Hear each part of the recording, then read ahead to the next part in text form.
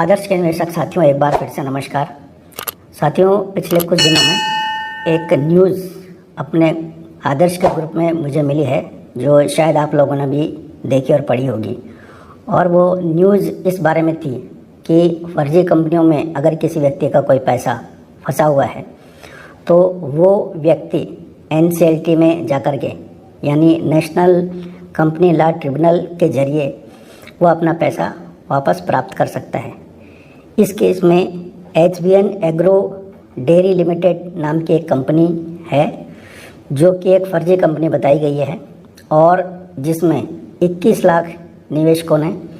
हमारी तरह से ही, जैसा कि हमने आदर्श में निवेश किया वैसे ही उसमें निवेश किया। और उनका पैसा जब नहीं मिला और वो फर्जी कंपनी जब फरार हो गई तो उन लोगों ने NCLT में एक एप्लीकेशन फाइल की और NCLT से ये रिक्वेस्ट की कि उनकी जो डूबी हुई रकम है वो उनको दिलवाई जाए। और NCLT ने उनके एप्लीकेशन को एडमिट कर लिया है, स्वीकार कर लिया है। और ये उम्मीद है कि NCLT के ज़रिए उनको ये रकम कुछ ही दिनों में, ये प्रोसेस पूरी होने के बाद मिल पाएगी। ऐसे में हमारे एक निवेशक ने ये सवाल पूछा है कि इस बारे में मेरी अपनी क्या ओपिनियन है और क्या आदर्श के मैटर में, जिसमें हम लोगों ने आदर्श में पैसा लगाया और वो पैसा हमारा अभी डूब चुका है, फंस चुका है, तो क्या ऐसी सूरत में हम लोग भी NCLT के ज़रिए कार्रवाई कर सकते हैं और हमारी रकम क्या NCLT के ज़रिए वापस मिल सकती है। तो साथियों, इस बारे में सबसे पहले हमको ये समझना बहुत ज़रूरी है कि हमने जो पैसा लगाया है वो आदर्श क्रेडिट कोऑपरेटिव सोसाइटी में लगाया है, जो कि कंपनी नहीं है। लेकिन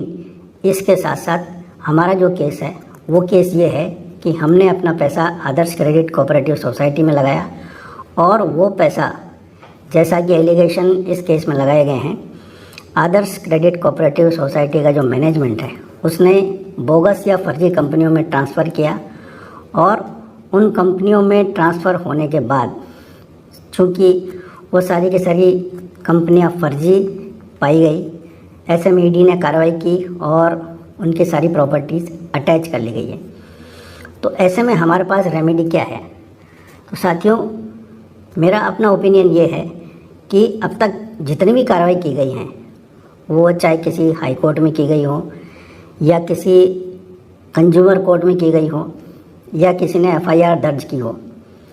उसमें किसी तरह का कोई रिलीफ अभी तक हमको नहीं मिला। हालांकि एक छत्तीसगढ़ हाई कोर्ट और राजस्थान हाई कोर्ट में कुछ जजमेंट्स हुए हैं। 4 जजमेंट छत्तीसगढ़ हाई कोर्ट का और 1 जजमेंट राजस्थान हाई कोर्ट का, जिसमें हाई कोर्ट ने डायरेक्शन दिए हैं कि लिक्विडेटर 60 दिन के अंदर अंदर एज पर गाइडलाइंस और रूल्स इस मैटर को डिसाइड करें। लेकिन चूंकि अभी तक किसी तरह की कोई कार्रवाई, कोई फ्रूटफुल रिज़ल्ट अभी तक इसमें नहीं मिला है, इसलिए सारे निवेशक बहुत ज़्यादा निराश हैं। और दूसरी तरफ जो कंज्यूमर कोर्ट का ऑर्डर है या जो FIR दर्ज हुई है, उस FIR दर्ज होने के बाद चूँकि आदर्श क्रेडिट कोऑपरेटिव सोसाइटी के जो मैनेजमेंट के लोग हैं, राहुल मोदी, मुकेश मोदी और दूसरे प्रमोटर्स, वो सब जेल में बंद हैं, उनकी ज़मानत अभी तक हुई नहीं है। और चूँकि वो बाहर नहीं आए हैं और किसी तरह की कोई रिलीफ अभी तक कहीं से मिलने की कोई संभावना है नहीं। ऐसे में अब निवेशकों के पास में क्या चारा बचता है? तो साथियों, अभी तक जितने भी केस फाइल हुए हैं वो या तो हाई कोर्ट में पेंडिंग है और उन सभी केसेस में ये रिक्वेस्ट की गई है कि या तो पैसा हमको वापस दिलवाया जाए और या इस सोसाइटी को दोबारा से चलाया जाए। दोनों ही सूरत में जो प्रेयर है उसको फुलफ़िल कर पाना या उसको इम्प्लीमेंट कर पाना बहुत मुश्किल है, क्योंकि किसी तरह का कोई स्पेसिफिक प्रावधान मल्टी स्टेट कोऑपरेटिव सोसाइटी में नहीं है कि पैसा किस तरह से दिलवाया जाएगा। और दूसरा जो सबसे ज़्यादा कॉम्प्लिकेशन हमारे केस में है वो ये है कि चूँकि ED ने प्रॉपर्टीज़ अटैच कर ली है और लिक्विडेटर अपॉइंट होने के बाद भी उसमें कुछ नहीं कर पा रहा है, ऐसे में प्रॉपर्टी से उनको बेचने के बाद पैसा मिलना बहुत लंबी प्रोसेस बन चुका है और जब तक ईडी का प्रोसेस सॉल्व नहीं होगा, प्रॉपर्टी नहीं बिकेगी, पैसा आना बहुत मुश्किल है। ऐसे में सवाल ये है कि अब क्या उपाय या क्या रेमेडी बचती है। साथियों, मेरा ये स्पष्ट ओपिनियन है कि अगर हम एनसीएलटी की कार्रवाई करें तो पूरी संभावना है कि हमको हमारा पैसा एनसीएलटी की प्रोसेस के थ्रू मिल सकता है। और आपके जानकारी के लिए इतना बता दूं कि अभी तक पूरे इंडिया में हम जैसे कुछ निवेशकों ने एक पिटीशन राजस्थान हाई कोर्ट में फ़ाइल की है, जो एनसीएलटी में केस फाइल करने की प्रोसेस में एक पहला कदम है। और एनसीएलटी में जाने से पहले चूँकि हमने ये रिक्वेस्ट किया कोर्ट से कि जितनी भी फर्जी कंपनियां हैं जिनमें ये एलिगेशन लगाया गया है कि आदर्श का पैसा फंसा हुआ है, उनकी पूरी इन्वेस्टिगेशन की जाए।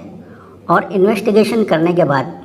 जब ये साबित हो जाए कि आदर्श का कितना पैसा उनमें गया है और कितनी प्रॉपर्टीज़ उन कंपनीज़ के पास में है,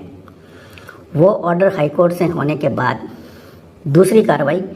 एनसीएलटी में उन सारी फर्जी कंपनियों के खिलाफ केस फाइल करने की रहेगी जिनके बारे में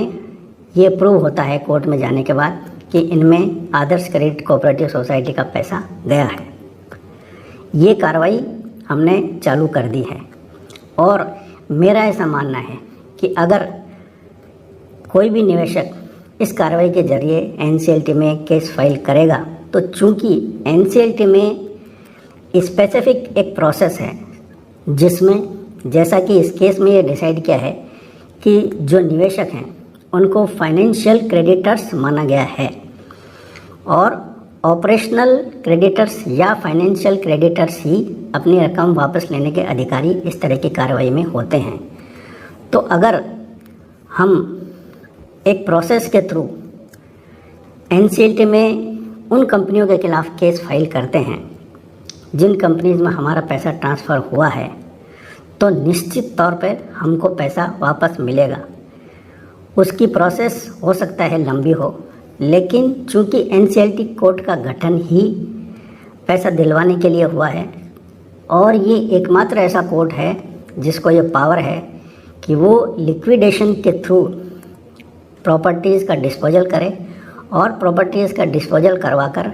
डायरेक्ट निवेशकों को पैसा दे। ऐसी सूरत में मैं ये मानता हूँ कि निवेशकों के पास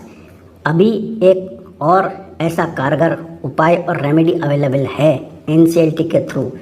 जिसमें जाकर वो अपना पैसा वापस ले सकते हैं। ऐसे में हो सकता है चूँकि ये प्रोसेस लंबी है और थोड़ी खर्चीली भी हो सकती है, एडवोकेट की फ़ीस प्लस इसमें जो कोर्ट की फ़ीस लगती है और जो खर्चे होते हैं वो आम कोर्ट से, चाहे वो हाई कोर्ट हो या दूसरा कोर्ट हो, उनसे ज़्यादा होते हैं। इसलिए हो सकता है निवेशक इसमें इंटरेस्ट नहीं लें। और दूसरी बात, इस तरह की जानकारी बहुत कम एडवोकेट्स को है कि इसकी प्रोसेस क्या होती है, इसलिए अभी तक किसी ने ये केस फाइल नहीं किया है हमारे अलावा। तो मेरी अपनी ये राय है कि हमने जो प्रोसेस इनिशिएट की है उसमें चाहे देर से मिलेगा, लेकिन मुझे पूरा भरोसा है कि हमको हमारा पैसा निश्चित तौर पर मिलेगा। और ये जो कार्रवाई है एनसीएलटी के थ्रू, जिसके न्यूज़ अभी आपने पढ़ी है, उसमें 100% आप ये मान के चलिए पैसा जितने भी निवेशक हैं, जितने भी पिटिशनर्स हैं जिन्होंने ये केस फाइल किया है, उनको 100% मिलेगा। ये मेरा अपना ओपिनियन है और इस ओपिनियन के बेसिस पे हर निवेशक स्वतंत्र है कि वो अपनी कार्रवाई अपने विवेक से जैसी चाहे वैसे करे। इस कार्रवाई से हम लोगों को फ़ायदा होगा, ये मेरा मानना है। इसलिए साथियों, मैं ये मानता हूँ कि आप भी किसी अच्छे एडवोकेट से राय करके इसके बारे में